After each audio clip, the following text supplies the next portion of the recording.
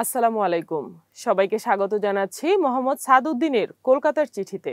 ভারতের পশ্চিমবঙ্গে ১৯৪৭ থেকে ২০১১ সালের মধ্যে আরএসএস সেভাবে শক্তিশালী হতে পারেনি, কিন্তু তৃণমূল সরকারের অভ্যুদয় ২০১১ সালে এবং ২০১৪ সালে দিল্লিতে বিজেপির ক্ষমতায় আসার পর পরিস্থিতি বদলেছে। পশ্চিমবঙ্গের উত্তরাংশে বিজেপি শক্তিশালী হওয়ায় কেন্দ্রশাসিত অঞ্চল গঠনের পরিকল্পনা নেওয়া হয়েছে, যা চিকেন নেক সমস্যা সামলে রাজ্যের উত্তরের রাজনৈতিক গুরুত্ব বাড়ানোর চেষ্টা বলে মনে করা হয়। আরএসএস সুপ্রিমো মোহন ভাগবত বারবার পশ্চিমবঙ্গে গিয়ে সেখানে সংগঠনের প্রভাব বাড়ানোর চেষ্টা করছেন। তাদের লক্ষ্য হলো পশ্চিমবঙ্গকে কাশ্মীরের মতো করা। তাই পশ্চিমবঙ্গ ও বাংলাদেশে তাদের থাবা দিন দিন প্রসারিত হচ্ছে।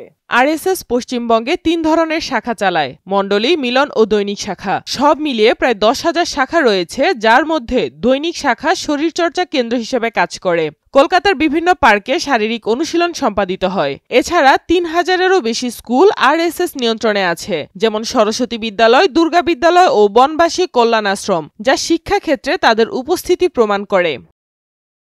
২০১১ সালে তৃণমূল ক্ষমতায় আসার পর পশ্চিমবঙ্গে যেখানে ছিল আরএসএস এর শাখা ৪০০, এখন তা বেড়ে হয়েছে ৬,০০০। অন্যান্য শাখা মিলে তা ১০,০০০ ছাড়িয়ে গেছে। এটি একটি অবাক করার মতো ঘটনা। আর বাংলাদেশে আওয়ামী লীগের আমলেই দ্রুত গতিতে আরএসএস সহ হিন্দুত্ববাদী সংগঠন বেড়েছে খুবই দ্রুত।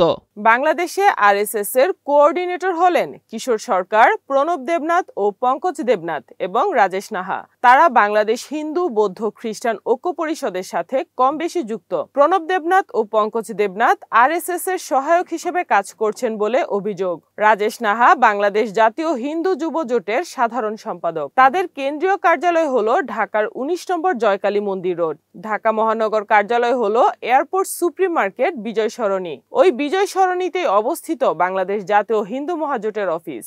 তাদের নেতা হলেন সুকৃতি কুমার মণ্ডল, যিনি ভারতের দিল্লি বিশ্ববিদ্যালয়ের সোশ্যাল সায়েন্সে অনার্স ও মাস্টার্স ডিগ্রিধারী এবং ওই বিশ্ববিদ্যালয় থেকেই এলএলবি। ঢাকার ফার্মগেটের কাছে মণিপুরি পাড়ায় তার ব্যক্তিগত অফিস। তিনি এবেলা নামে একটি সাময়িক পত্রিকার সম্পাদক ও বাংলাদেশ হিন্দু নির্যাতনের বিরুদ্ধে লেখেন।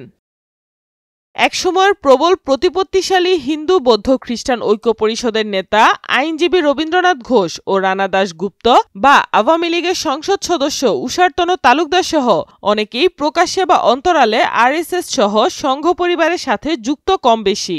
বাংলাদেশের হিন্দু, বৌদ্ধ, খ্রিস্টান ঐক্য পরিষদ ও সেখানকার তথাকথিত মেকি সেকুলার বুদ্ধিজীবী কলকাতার কিছু নকশালপন্থী নেতা বিমল প্রামাণিক, মোহিত রায় ও অচিন্ত গুপ্তদের সহায়তায় কেম্বর জন্ম হয়। এর কাজ হলো বাংলাদেশের সংখ্যালঘুদের উপর কি নির্যাতন হয় তার কাহিনী চটকদারি করে পরিবেশন করা। তবে বালিগঞ্জ শিক্ষা সদন থেকে শুরু করে যাদবপুর বিশ্ববিদ্যালয় পর্যন্ত কেম্বের সম্মেলন হলেও বাম জমানায় পুলিশের নজরদারি থাকায় খুব বেশি এগুতে পারেনি। এই সংগঠন গোপনে আরএসএস এর হয়ে কাজ করেছে বলে বাংলাদেশে আজ আরএসএস সহ সংঘ পরিবারের বারবারন্ত বলে রাজনৈতিক বিশেষজ্ঞরা মনে করছেন। পশ্চিমবঙ্গে এদের সম্মেলনগুলোতে আসতেন বিজেপি ও আরএসএস এর শীর্ষ নেতৃত্ব। বঙ্গ ও বাংলাদেশের সীমান্তবর্তী এলাকায় দুর্গা বাহিনী, বঙ্গসেনা, হিন্দু জাগরণ মঞ্চ ও অন্যান্য সংগঠনগুলোর ব্যাপক প্রভাব রয়েছে।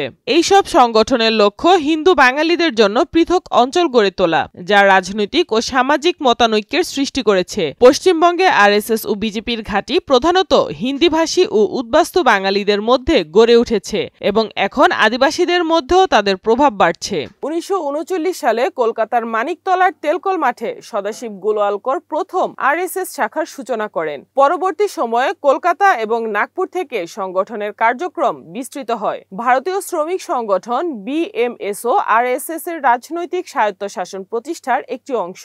পশ্চিমবঙ্গের রাজনৈতিক হিসেবেও আরএসএস ও হিন্দু মহাসভার শক্তি উদার কংগ্রেস ও বামপন্থী শোষণের বিরুদ্ধে উঠে এসেছে। বাংলাদেশে শুধু ইসকন নয়, আরএসএস নিয়ন্ত্রিত অনেক প্রতিষ্ঠান ও স্কুল কাজ করছে আরএসএস এর হয়ে। অনেক ফাউন্ডেশন ও এনজিও কাজ করছে আরএসএস এর সহযোগী হিসেবে। দুই বাংলায় এদের বিপজ্জনক থাবা। এইসব তথ্য থেকে বোঝা যায় দুই বাংলায় আরএসএস ও তার সহযোগী সংগঠনগুলো আজ একটি শক্তিশালী ও বিস্তৃত রাজনৈতিক ও সামাজিক নেটওয়ার্ক গঠন করেছে, যা ভবিষ্যতে এই অঞ্চলের রাজনৈতিক অবকাঠামোয় উল্লেখযোগ্য প্রভাব ফেলতে পারে বলে ধারণা বিশ্লেষকদের। সাইমা আক্তার, নয়াদিগন্ত।